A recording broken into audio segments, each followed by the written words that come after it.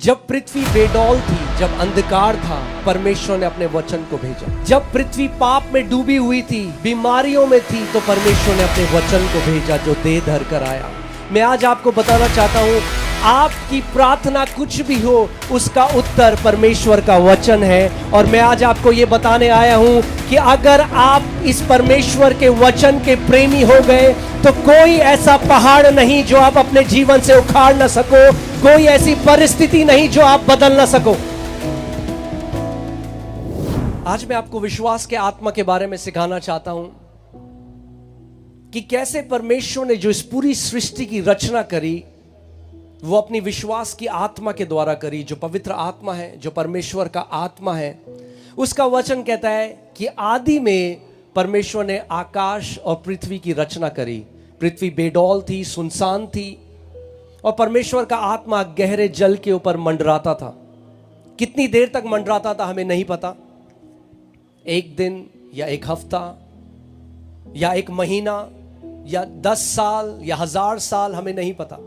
परमेश्वर का आत्मा जो पृथ्वी बेडौल थी, सुनसान थी, उसके ऊपर मंडरा रहा था, मगर कुछ बदलाव नहीं था जब तक परमेश्वर ने अपने मुंह को खोलकर अपने वचनों को रिलीज नहीं किया, अपने वचनों को भेजा नहीं।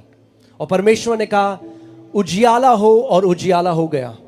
आज कितने सारे लोग इस बात को नहीं जानते कि परमेश्वर ने उनको कितनी महान सामर्थ दी है। वो नहीं जानते कि वो परमेश्वर की कितनी सुंदर सृष्टि है। उसका वचन कहता है, मेरी प्रजा मेरे ज्ञान न होने के कारण नाश हो गई है। उसकी प्रजा इसलिए नाश नहीं हुई क्योंकि शैतान बहुत शक्तिशाली है। उसकी प्रजा इसलिए नाश नहीं हुई क्योंकि हम कई बारी मुसीबतों से घिर जाते हैं। उसका वचन कहता है क्योंकि मेरे लोगों को मेरा ज्ञान नहीं है।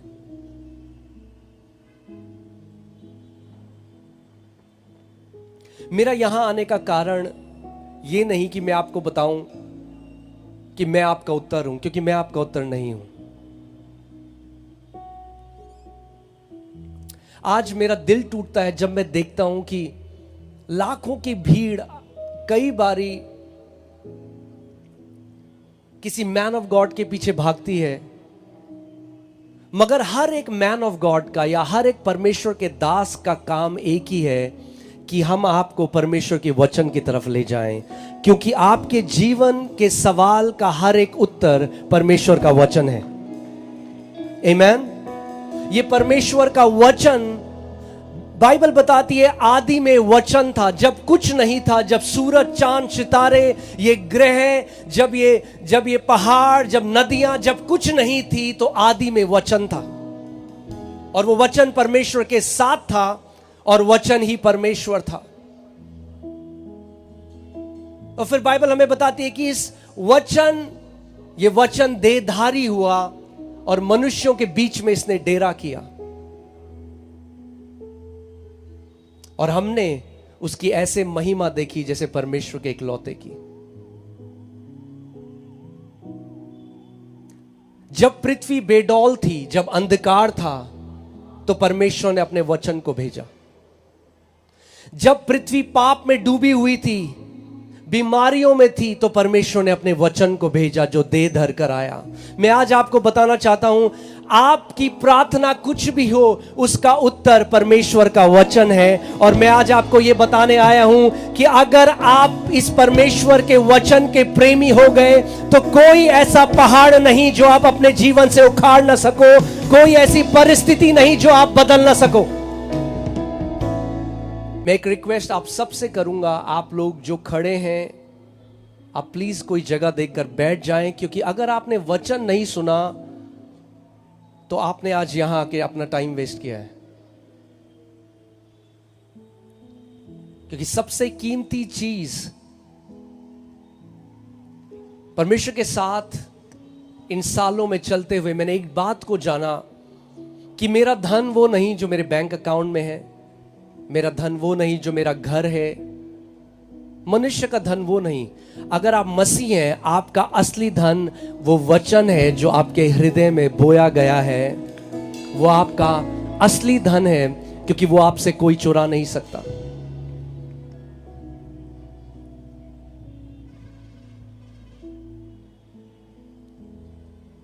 आज आप परमेश्वर के वचन को ध्यान धरकर सुनना,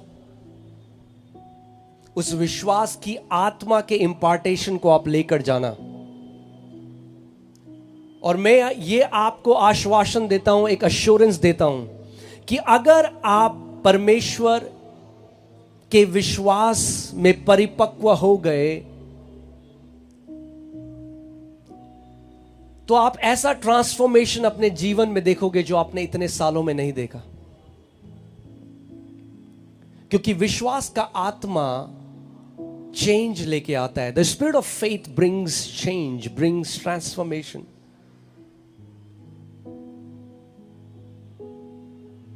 आइए हम एक पास्टर सामर्थ, अगर आप इब्रानी 11:6 पढ़ दें, और मैं चाहता हूं आप मेरे पीछे एक प्रार्थना करें। बोले, परमेश्वर मेरे पास सुनने वाले कान और समझने वाला हृदय है। पवित्र आत्मा मुझे परमेश्वर की वचन की भूख से भर दे। मैं तेरे वचन को तुच्छ न जानूं। तेरा वचन आज मेरे लिए भेजा जाएगा, मुझे बीमारियों से आजाद करेगा, मुझे हर बंधन से छुटकारा देगा और मेरे जीवन के हर एक स्तर को बदल देगा, प्रभु यीशु मसीह के नाम में। सो इब्रानी 11:6 ध्यान से सुनिए। और विश्वास बिना उसे प्रसन्न करना अनहोना है, क्योंकि परमेश्वर के पास आने वाले को विश्वास करना चाहिए कि वह है और अपने खोजने वाले को प्रतिफल देता है। विश्वास बिना परमेश्वर को प्रसन्न करना असंभव है। इंग्लिश बाइबल कहती है इम्पॉसिबल है, हिंदी में लिखा है अनहोना है या असंभव है। यानी बिना विश्वास के आप परमेश्वर को प्रसन्न नहीं कर सकते। बाइबल ये नहीं कहती कि बिना विश्वास के परमेश्वर को प्रसन्न करना मुश्किल है। परमेश्वर का वचन कहता है कि बिना विश्वास के परमेश्वर को प्रसन्न करना असंभव है। कई बार हम सोचते हैं कि हमारे उपवास से परमेश्वर प्रसन्न होता है, या हमारे देने से परमेश्वर प्रसन्न होता है, या हमारे इन सब कामों से परमेश्वर प्रसन्न होता है। आप जानते हैं, आप ये सब काम रीति रिवाज की तरह कर सकते हैं बिना विश्वास मिलाकर। और अगर आप ये सारे काम बिना विश्वास के करते हैं तो वो रीति रिवाज है, और परमेश्वर रीति रिवाजों से खुश नहीं। क्योंकि सदूसी और फरीसी भी हफ्ते में 3 बारी उपवास करते थे। बाइबल बताती है वो जीरे और पुदीने का भी दशवांश देते थे, मगर परमेश्वर उनसे प्रसन्न नहीं था, क्योंकि वो विश्वास नहीं करते थे। अगर आप समझ जाओ कि बिब्लिकल फेथ या बिब्लिकल बिलीविंग, वचन के अनुसार विश्वास क्या है, तो आप परमेश्वर को प्रसन्न करने वाले बन जाओगे। और जब आप परमेश्वर को प्रसन्न करने लग जाओगे तो जहां आप जाओगे परमेश्वर का फेवर आपका पीछा करेगा। दाऊद कहता है, करुणा और भलाई मेरे जीवन के सदा सर्वदा पीछे चलती रहेगी। Goodness and mercy shall follow me all the days of my life. कितने लोग चाहते हैं कि परमेश्वर की करुणा और भलाई आपके पीछे पीछे चले? आप सोच सकते हो आपका जीवन कैसा है अगर जहां कहीं आप जाते हो, यानी आप करुणा और भलाई नहीं ढूंढते, करुणा और भलाई आपको ढूंढेगी। आप नागपुर में हो तो करुणा और भलाई आपके पीछे नागपुर में है। आप मुंबई जाओगे तो करुणा और भलाई आपके साथ मुंबई चली जाएगी। क्योंकि दाऊद इस बात को जान गया था। और आज मैं आपको वो सिखाना चाहता हूं। आप जानते हैं, जब मैंने उद्धार पाया और मैं परमेश्वर के भवन में गया, मैंने देखा कि बहुत कम लोग हैं जो उसकी जय में चल रहे हैं। जो परमेश्वर, जो प्रभु यीशु मसीह ने हमारे लिए जय खरीदी, उस पर बहुत कम लोग चल रहे हैं। और ज्यादातर लोग निराशा में, डिप्रेशन में, बीमारियों में, गरीबी में, उस पर बहुत कम लोग चल रहे हैं। और ज्यादातर लोग निराशा में, डिप्रेशन में, बीमारियों में, गरीबी में, उसमें है। और मैंने परमेश्वर से पूछा, प्रभु ऐसा क्यों है? क्यों बहुत कम लोग तेरी जय में चल रहे हैं? और मैंने आपको अभी बताया कि आपका सवाल कुछ भी हो, उसका उत्तर आपको उसके वचन में मिलेगा, गूगल में नहीं, परमेश्वर के वचन में। आमीन।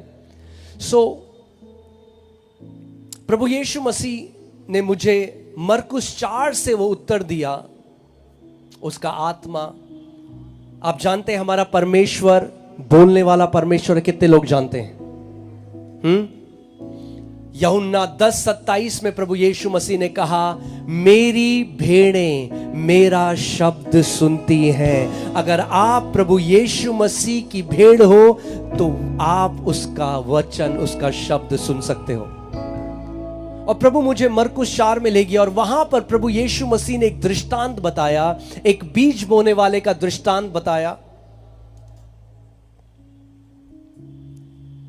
और आप जानते हैं, जब मैंने वो पढ़ा तो मैं हैरान क्यों हो गया, क्योंकि प्रभु यीशु मसीह ऐसी एक बड़ी भीड़ के सामने उस दृष्टांत को बता रहा था।